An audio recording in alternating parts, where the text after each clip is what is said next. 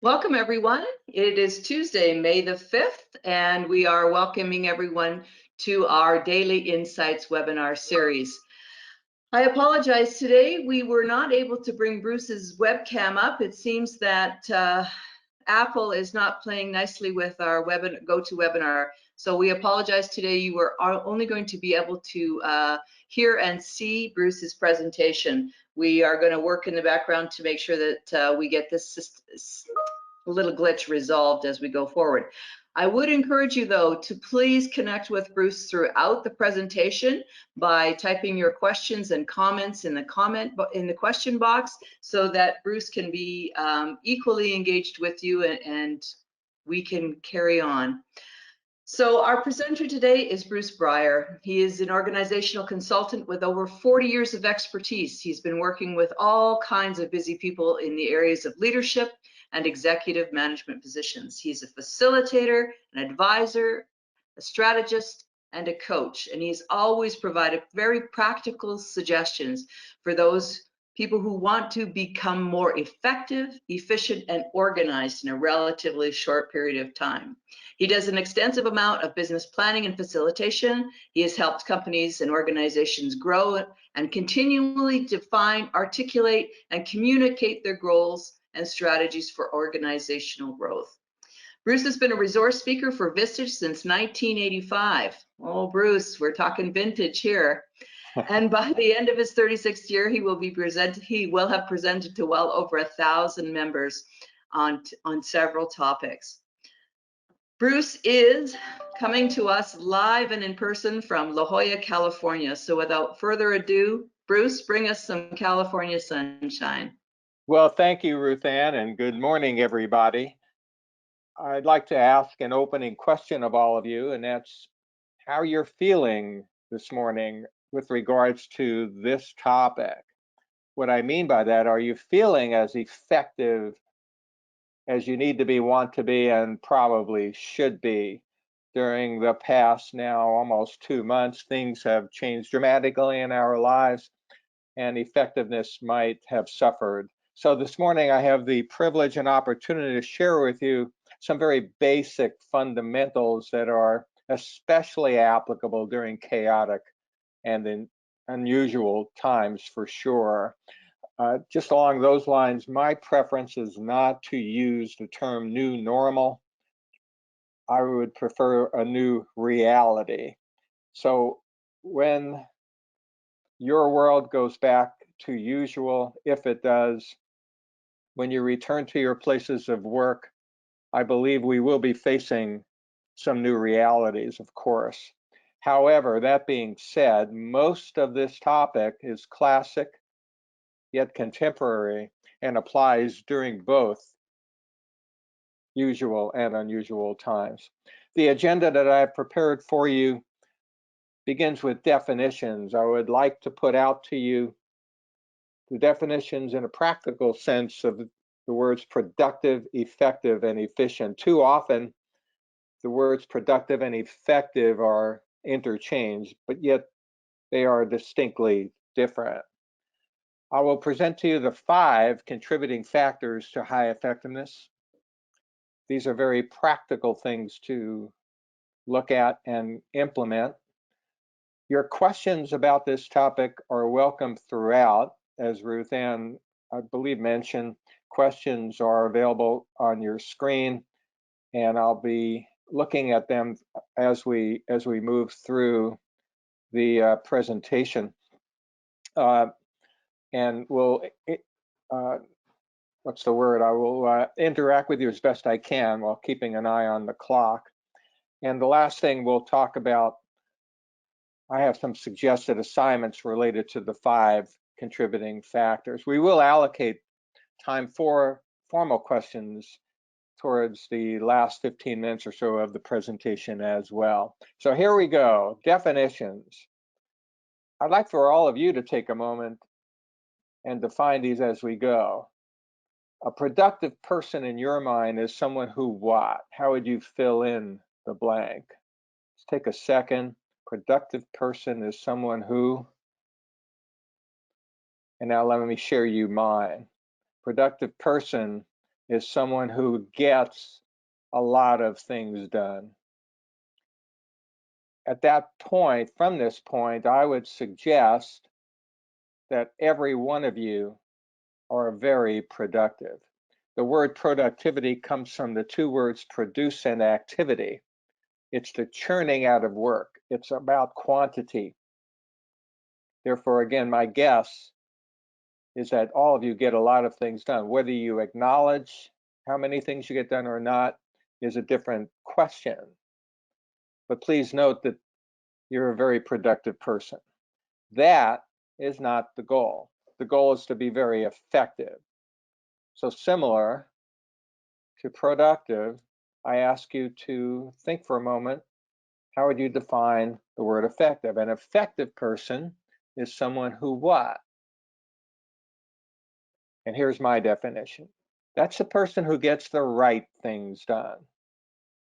Whereas productivity, being productive is about quantity, effectiveness, being effective, is about priority.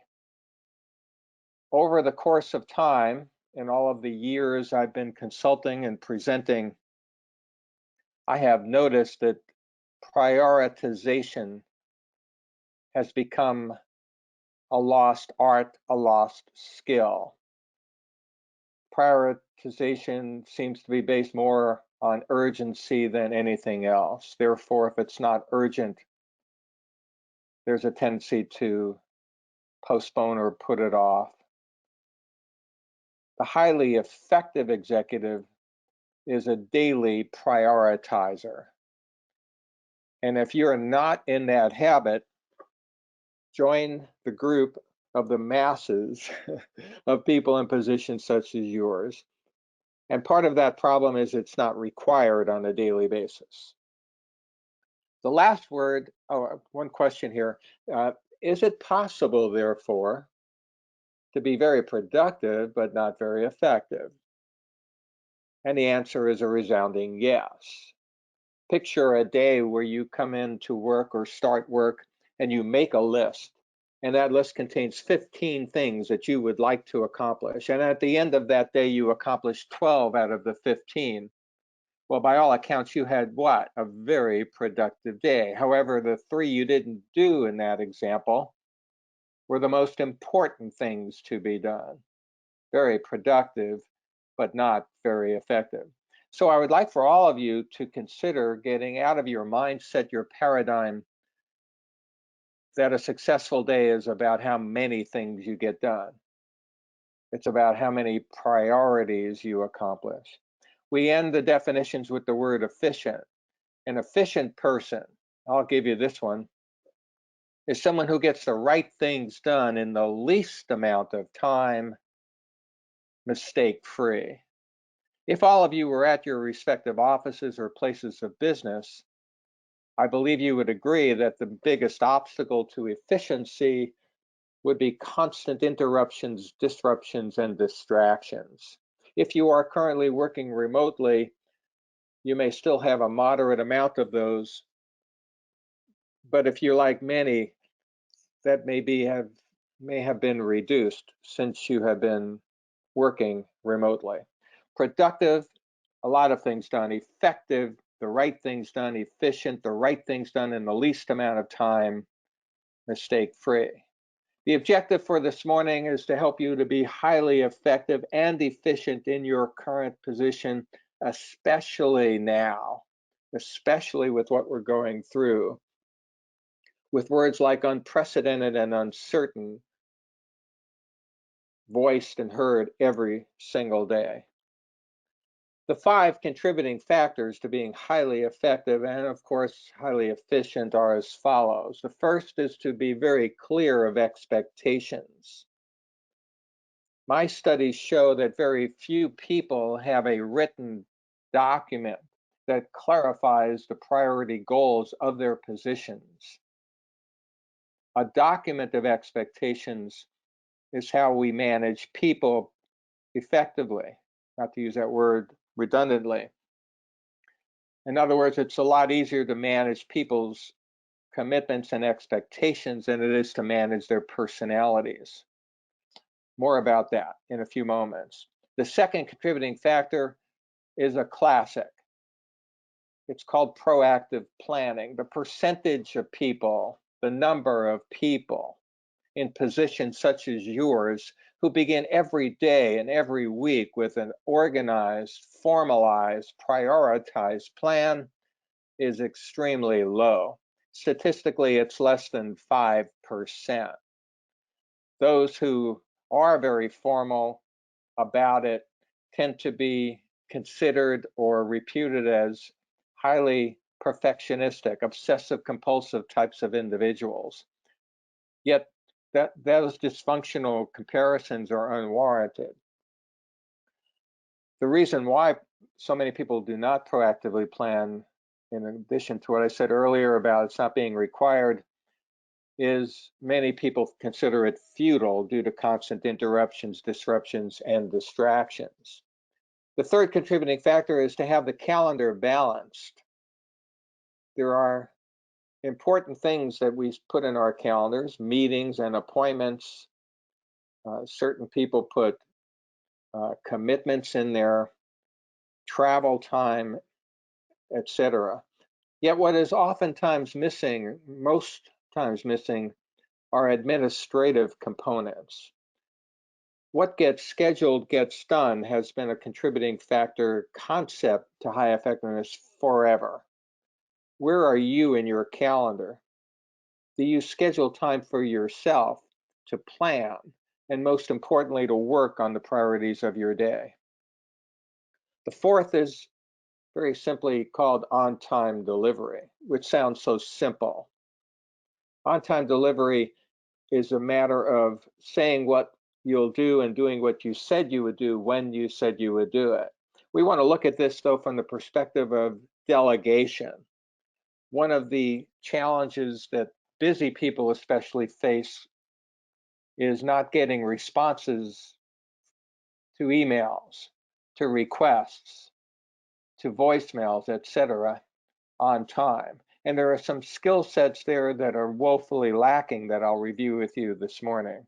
And the last, especially now, are cultural guidelines. This is a playbook idea, a game plan idea, so that very significant parts of the culture are organized in a way so that everybody knows what is and what is not appropriate behavior. Without cultural guidelines in writing, committed to and adhered to by all, can create more of a chaotic work environment and therefore a chaotic work day. So we're going to talk about each of these with regards to techniques. So we begin with clarity of expectations. I invented, I would say, is probably not the best word, but over 30 years ago, I came to the conclusion that position descriptions or job descriptions were not very good personal management tools. I noticed that the degree of frequency with which people review their job descriptions was extremely low, perhaps during the recruitment or onboarding phase, and when there was a problem. Might have been the two biggest points that, and still are, I would say, that people actually review their job description. I'm speaking generally. So in lieu of that, I thought what we really need for positions is a success description. It has a nice ring to it, whereby job descriptions and position descriptions are necessities, success descriptions augment them. What is a success description? Very simply, it is a written document, preferably one page in length, that specifically defines the priority goals, the strategy to accomplish the goals, and metrics or key indicators for the position. With regards to priority goals, less is more. Therefore, the recommendation is to have no more than 3 to 5 goals for the position. So let's pause here for a moment. I wonder if you have a written document in place that describes your goals for the balance of this year, and if your world has turned upside down in the last 2 months, have you taken the time to at least address recalibrating and resetting it in relationship to your supervisor or the person you report to, if that's applicable?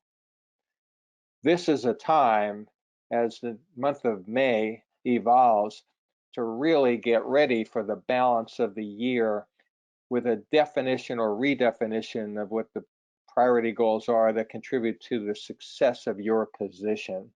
This is especially important for the people who report directly to you, assuming you have direct reports. Are they clear? Are you clear about what success is? Too often, and I would dare say this is probably a common paradigm today, success is about how many things you get done. Yet, as I've already pointed out, that's about productivity, not about effectiveness. A strategy is simply a plan of action that lists what needs to be done and what the due dates or deadlines are to get those things done to accomplish those goals. And the indicators, I think, are self-explanatory. Those are tracking mechanisms so that every day, every week, and or every month, everybody knows whether they are successful or not. A success description, the first technique. With regards to proactive planning, we have entered the era, this has been true for some time now, of the borderless workday. The borderless workday has no boundaries anymore. It's transparent. I don't believe, and perhaps you would agree, that that is healthy or functional for us. Therefore, in response to that, I introduce to you today the technique of the workday bookends. What do those mean? It says, or it implies, to allocate the first 15 to 20 minutes of your day to start it up. A technique called the morning startup.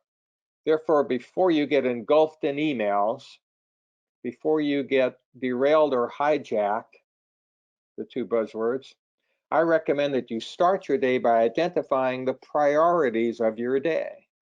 What will make this a successful day? Similar to the success description, those are recommended to be in writing. It really doesn't matter where you put your daily priorities. What matters is you not make a long list and start at the top and work your way down. That is a very productive but a very inefficient way to work. Defining what a successful day in the morning before the day starts gives you an opportunity to wrap up your day, which is the other bookend, the last 15 to 20 minutes of the day, by asking simply, how did I do on my priorities today? So if we pause for a moment and go back to the objective to become highly effective and efficient during these times, we need an indicator. And the indicator is, how many of my daily priorities did I accomplish today? If you accomplish them all, I recommend a smile. Not many smiles today. If you didn't, I ask you to consider posing the question, what happened? Why didn't I accomplish what I set out to do? And if you have direct reports, I would recommend that part of a daily virtual briefing or phone briefing, or we're applicable today face-to-face, that we talk about how people did yesterday and what their priorities are for today. Significant contribution to teamwork during these uncertain times. A success description and the workday bookends are the first two contributing factor techniques. The third one is about calendar balance. Today, I introduce to you a technique that I call priority work time. It is defined in reverse. It is time to work on priorities. The basic scheduling system that so many use, generally speaking, can be characterized by the statement, see white and fill it in respective calendars. Therefore, a calendar can get filled very quickly with meetings and appointments and such, subordinating time to work on priorities as a result. Here we have a proactive technique of priority work time. The abbreviation is PWT, and the recommendation is to have scheduled privacy every day to accomplish your daily priorities. So let's pause here for a moment.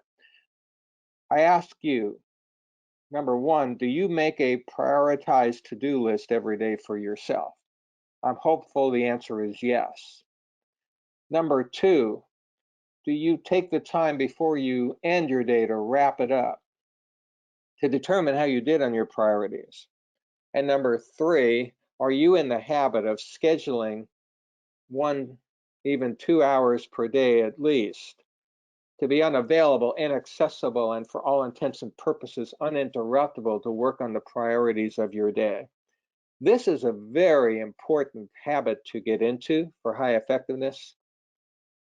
And if it's something that you agree with, when we return to our respective workplaces, this is a technique that can really increase the number of priorities accomplished per day and per week on the part of all who practice it.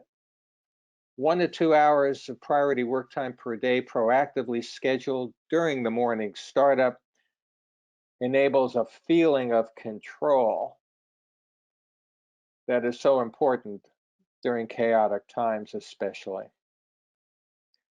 This is a way to therefore balance the calendar.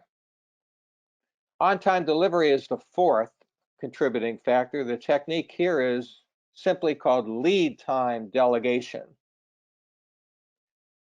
Pausing here, let me pose a rhetorical question to you. Would you consider yourself an excellent delegator? What constitutes excellence in delegation? It's simply the word specificity or clarity. And there are two important contributions to specificity and clarity.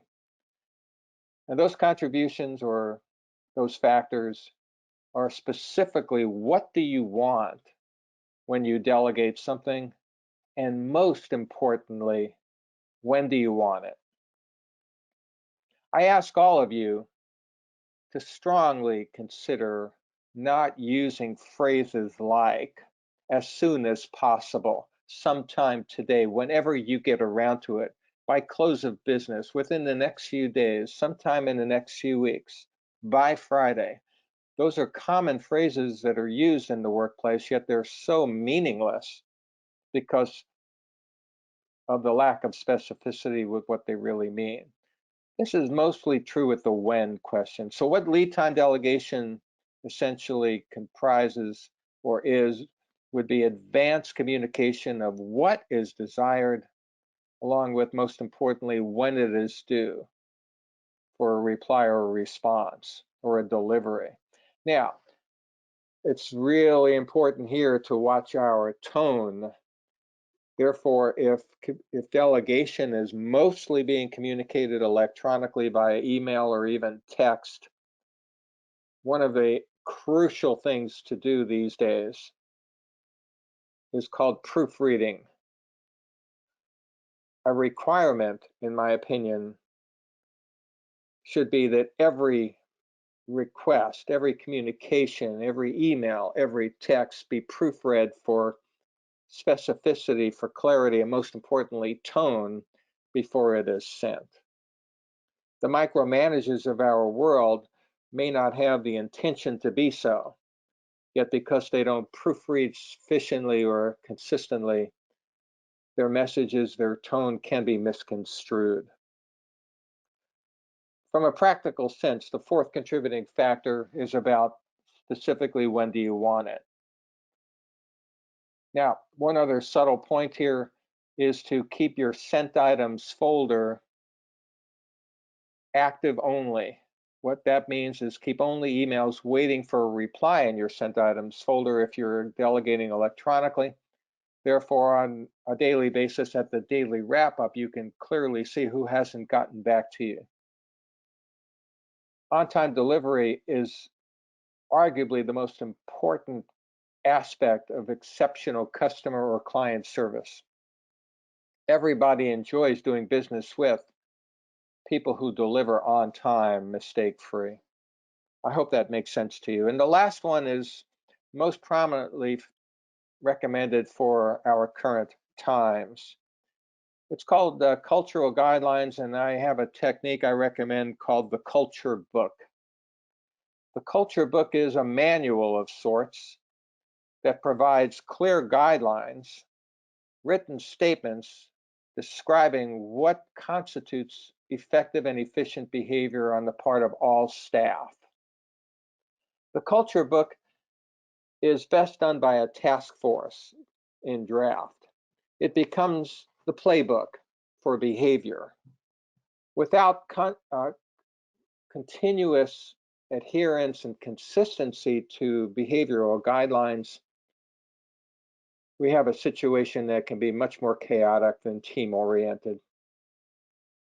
Therefore, for the leaders online today, I strongly urge you to consider establishing a culture book for your respective organizations, especially based on when we get back to the workplace.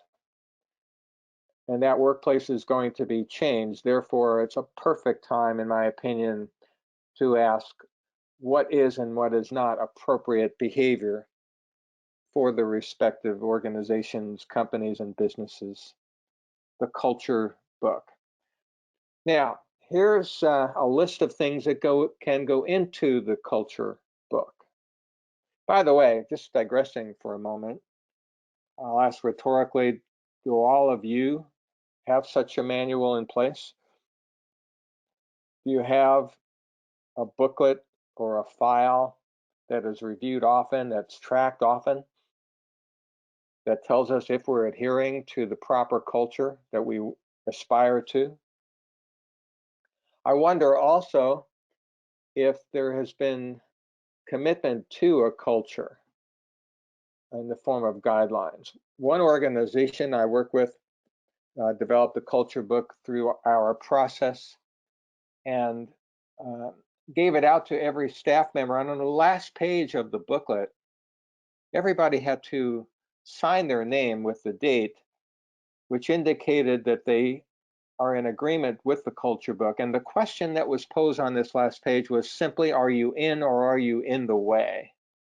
It's a profound question, and you could feel your body chemistry react to it if you ask it of yourself. We want everybody to be in and not in the way. The categories that I recommend begin with customer service. Currently, and most prominently and importantly moving forward for the balance of this year, what constitutes exceptional customer or client service? How do we need to behave with regards to responsiveness, delivery, attitude, appearance? Speaking about appearance, perhaps you have read or seen that there are those who are working remotely who are, I'll say this nicely, not quite taking care of themselves as they would during a normal workday. That type of habit can be difficult to break. The first category might be customer service. What about meetings and briefings? What are the contributing factors to an effective meeting or individual briefings? What's the protocol with regards to agendas, starting and stopping on time, note-taking, active participation, how meetings should end, things of that nature? Do you have a protocol for meetings within your business? Interruptions and distractions, the biggest problems affecting both productivity and effectiveness in general. Guidelines for people as to when it is and is not appropriate to interrupt others. Today, with what we're going through now, with email mostly and virtual communications being used extensively, there is much more of a tendency to stop and answer emails that come in. This is a very inefficient habit to stay in. So I would ask you to consider not doing that, number one. But under the culture book, we have to ask the question, how should we interrupt others? How should emails distract or not? The fourth would be emailing and texting. Here, I just see everybody using email the way they think it should be used. I shouldn't say everybody, I would say so many people operate individually and independently. What's the right way to use our email system? Some thoughts here that go into the culture book would be changing the subject line to reflect the email, being very specific with what and when, proofreading, as I mentioned before. One very important yet subtle recommendation is to have both your inbox and sent items folders organized with the oldest, not the newest ones on top of the screen. Starting at the top and working your way down is very productive, but not very efficient. Take care of yesterday before you take care of today is the principle. Texting has seemingly come into our business world rather quickly with no time for guidelines. What constitutes the decision to text rather than email? Those types of things. And one final point with regards to emails in the protocol or the culture book is a recommendation to keep only emails needing a reply in the inbox. All others are deleted, archived, delegated, made a task out of. And as I mentioned earlier, keep only emails waiting for a reply in the sent items folder. The last category would be working remotely. When we started having to work remotely almost a couple of months ago, there was a lot of confusion simply because so many have never in their lives had to work from their homes. And there are certain guidelines for that, such things as having a comfortable place to work, how to master virtual communications, how to prepare for the workday using the morning startup and the, of course, daily wrap up as well while working remotely. I have found, I'm not sure if this applies to you, that many have also found that their workdays are shorter working remotely and feeling guilty, I call it the guilt gap, about finishing early and not taking the time to do things perhaps that really need to be done that are not urgent, things that people never get around to, such as uncluttering their email system, organizing their documents, doing some advanced preparation for virtual meetings that are coming up. So to the question, what are some of the categories that might go into the culture book or the cultural book? Here are 5 areas that can be considered. Once again, I recommend to consider a task force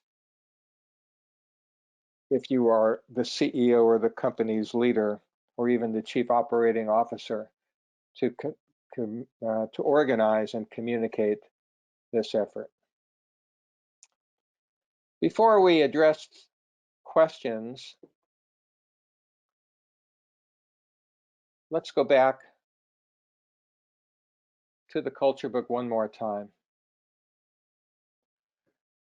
And my rhetorical questions for you to answer would be as follows. If somebody were to ask you what constitutes exceptional customer or client service in your business, would you have an answer readily available?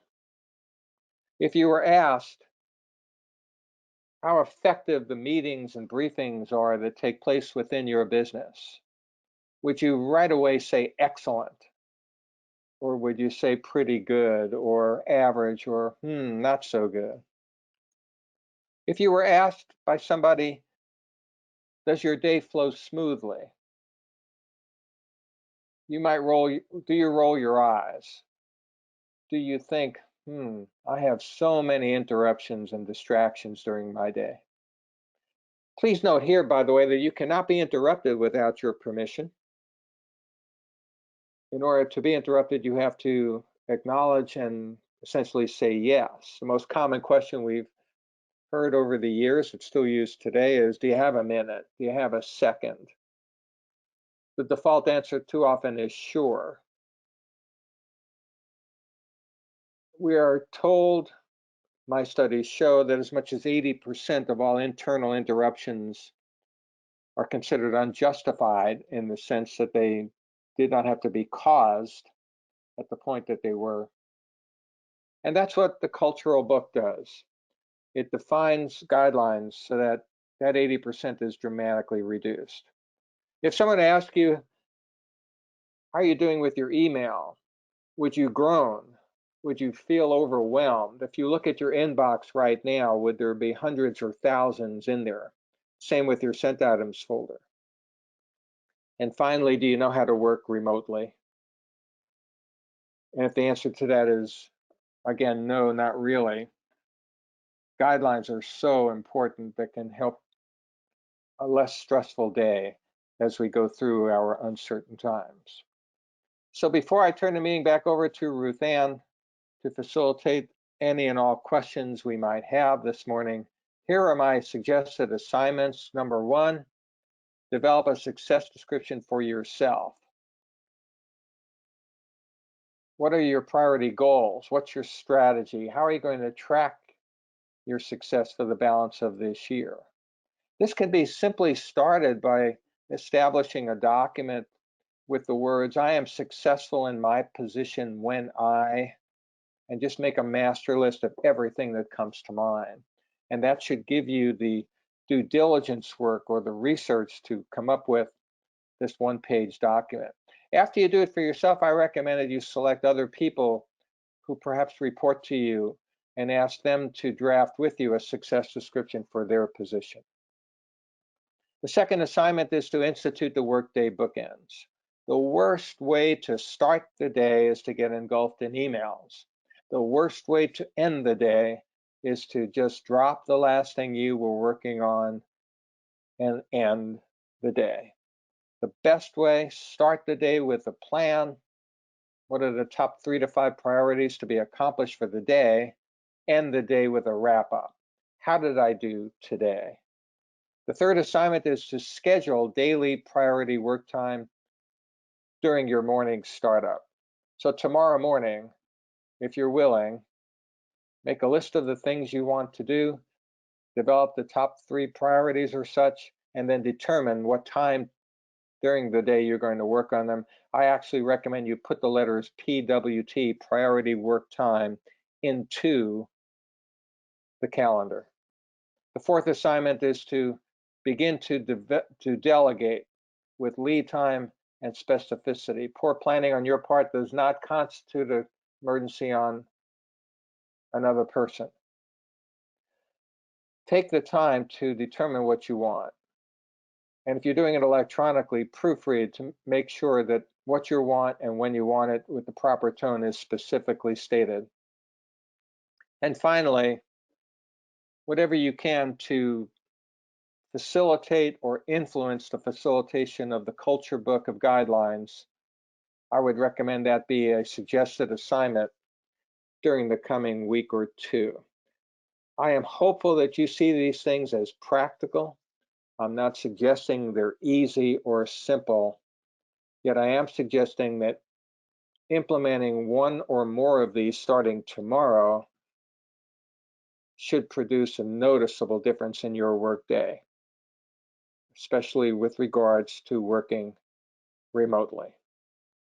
The highly effective executive during chaotic and unusual times is someone who works systematically with the benefit of feeling more in control over the flow of their workday, while simultaneously addressing the urgencies that arise that were unexpected. Ruth Ann. I'm here. So we've got a question from Daniel, and this may he may be reflective of a few people. How do you best manage highly productive but low effective people? Well, the first thing that comes to mind is the determination of what is not getting done by those highly productive people. That's number one. Number two, there seems to be a disconnection between what those people are working on compared to what they're supposed to work on. That would be my assumption here. I use that word carefully. Therefore, if that's an isolated individual, the best technique is a daily briefing, being careful not to come across as a micromanager. So if Daniel is my boss, one of the things to implement would be a short briefing whereby I would share with Daniel, my boss, 2 or 3 things. Number one, how I did on my priorities yesterday. Number two, what questions, problems, or challenges I need his advice and counsel on. And number three, what my priorities are today, so that before the day kicks in, Daniel is acutely clear with what I'll be working on. And when we have our briefing tomorrow, and I recommend this be daily with a high productive, low effective or efficient person, at least for a time. When we have our briefing tomorrow, we can clearly, Daniel can clearly help me to focus on the right things rather than just getting a lot of things done. After several days, that should turn this situation around dramatically. If it doesn't, it may point out a personnel issue more than a performance issue. But the daily briefing is one of the best techniques I would recommend. It doesn't have to be long. It can be a 5 to 15-minute briefing. I'd say no more than 15. And if these people are working remotely, then a virtual briefing where faces can be seen would be recommended. That's great advice. And I think that by doing that too, there are highly productive people that are doing a lot of things because they're masking maybe somewhere that they're stuck and they don't. And so there might be an element of discovery where an individual might need some assistance or help to get unstuck. I think that's great. Yeah, the word unstuck speaks volumes, doesn't it? I would say that if we polled 1,000 managers and leaders and asked, would they rather their employees, their staff be stuck or unstuck, 1,000 would say unstuck, right? So let's identify who is stuck, who needs guidance right now, and the best way again is the proactive face-to-face briefing, preferably. And with the right tone. That Yes. was a very, very good message there. A question that kind of goes into your communication. So, we've got email, we've got texting, but now we have Teams, we have Slack, we have all of these things that are out there demanding our attention. How do we prioritize, or how do we sort of put that into the right categories for delegating our days? There's where the culture guidelines or the culture book clearly comes into play. How do we communicate? How should we communicate? If we look at all the vehicles we have, what's the proper use? Which scenarios call for GoToWebinar? Which communications call for email? Which communications call for getting on the phone with people? And that's what I'm trying to get across this morning, is to be very clear with how to communicate, not just assume that if I send you an email, you're going to get it and respond to me. With regards to the virtual communications like we're using today, it is so important, and this applies to all meetings, to end every meeting with a wrap-up. The meeting wrap-up includes, okay, let's agree with what we decided will be done, who will be accountable for getting it done, and when can we expect it. So if you're on a virtual meeting, if you're using Slack, if you're just communicating by a phone conference, the person who's leading the meeting really needs to build in a wrap up to it so that everybody who's attending is very clear with the what, who, and when, so that the meeting is not considered a waste of time. I believe that's a good example of where the culture book of guidelines comes in. That's excellent because, I would say there are probably quite a few people that, when you ask the question about how effective are your meetings, and well, how do you feel about the meetings that you have? That pre-planning, that structuring, that prioritizing, that and setting up the meeting for success, and then the action plans afterward. We all have that good intention, but putting it into action is the other question, right? Correct. The complaint for the longest time has been too many meetings, and oftentimes the excuse for why people can't get their work done.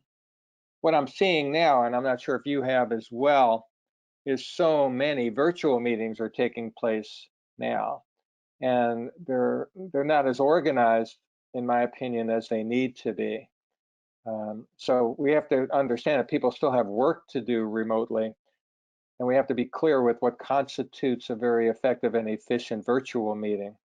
Again, those are guidelines that need to be developed, in my opinion. And highly intentional. And I think that you've spoken to that in every aspect of your suggested assignments, is being very, very intentional, and especially with your PWT. I would think some people would feel a little bit of guilt in putting that into their workday. How do you help them overcome that? The best way to overcome the guilt is to not do it in isolation. For example, if somebody is on this webinar, yet their boss is not, one of the recommendations is to produce a summary of key points either heard or developed during the last 45 minutes and brief their boss on what they heard and what they would like to initiate or do themselves. Over the years, I have not seen hardly any disagreement or pushback by supervisors and bosses. Therefore, to avoid the guilt, I would ask simply, would it be okay if I instituted 1 to 2 hours of PWT into my day? That person who is that individual's boss is going to say one of three things. That sounds great. I don't think so, or let me think about it. My opinion, I could be incorrect, is that most would say, great, that's a great idea. So don't work in isolation is the best advice. Share it. And it's a way to mentor younger individuals or emerging leaders within your organization on how you structure your time and how you prioritize your own planning time, right? Exactly. Interruptions is not a generational thing. It applies to all generations. People interrupt other people. Therefore, not having time proactively initiated or intentionally set in the calendar, such as PWT, finds a person getting to the end of the workday with that list of things to do, those priorities still sitting there because they've either been in meetings or interrupted or both all day long. So the emerging leader is really someone who is well advised to incorporate the calendar balance idea of PWT. Uh, Over the years, I'll see people who unfortunately I don't remember working with or addressing, but they'll come up to me with 2 thumbs up and say PWT is a sustainable transformational technique, uh, from what I could tell. And there's no better feeling at the end of each day than to say I accomplished what I set out to do. And that's mostly because I allocated the time to get those things done. Again, what gets scheduled gets done. Right. And I people were saying too that they really like I am successful when and itemizing, like you said, 3 to 5 things that will determine the success of today, and using that as part of your bookends as well. Definitely part of the bookends. Coming back to that outline, I am successful when, I recommend just getting it all on paper, because when you list all of those things, you'll come up with goals, you'll come up with action items or strategy points, you'll also come up with behaviors and attitudes, and then the prioritization to select the top 3 to 5 is much easier. So it's a good exercise to go through. In fact, if you just stop there, you essentially have the essence of the success description from an initial perspective. So getting started on it is probably the hardest part.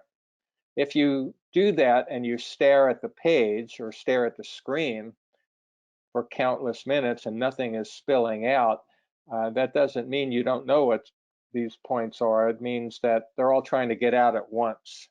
So there's a bit of a log jam or a traffic jam. That also, I'm sorry to interrupt, that also is something that I would suggest drafting and submitting to your supervisor or boss as well. For example, going back to Daniel earlier, if Daniel's my boss and he's not online with us today and doesn't know what we're talking about, if I submitted to him my success description draft and asked him to look it over, it would prompt him to say, well, this is great, but I would add this or I would change that. So it's sort of a indirect way of getting Daniel and me on the same page, literally, so that I'm very clear on what success is, especially right now working remotely or when I get back to the business. No, I was just going to say that that's perfect. That sharing of that document is an ideal methodology for communication, for providing feedback, both from the employee to the employer, and looking at what might be the next, how to prioritize. Because I think a lot of people, like you say, they get log jammed. So just getting it out on paper and then walking it through with somebody might be very, very beneficial.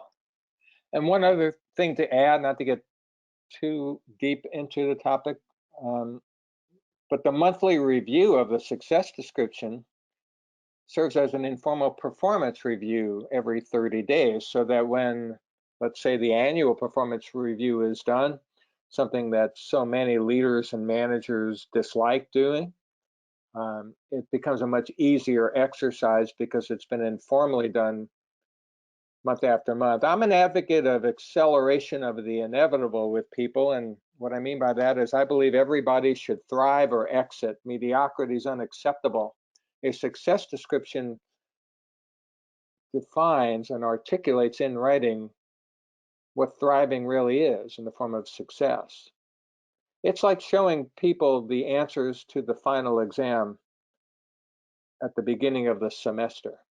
That's another way to look at it. Let's coach people to be successful rather than hope that they understand what we're expecting of them.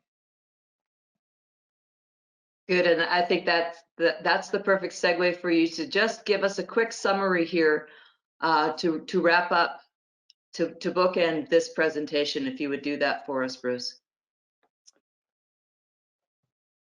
The most important thing to share with you at the end here is that these are not the most exciting things to engage in. The benefits are exciting. These can be a bit tedious.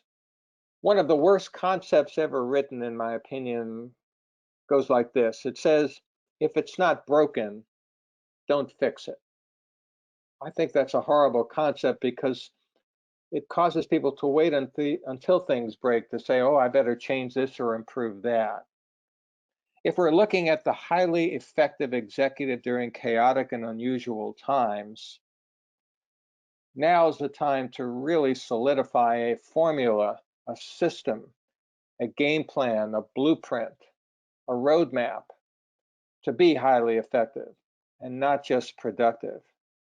These 5 techniques have made such a difference in people's lives over the years. that I feel compelled to urge you to put one or more into practice starting as early as tomorrow.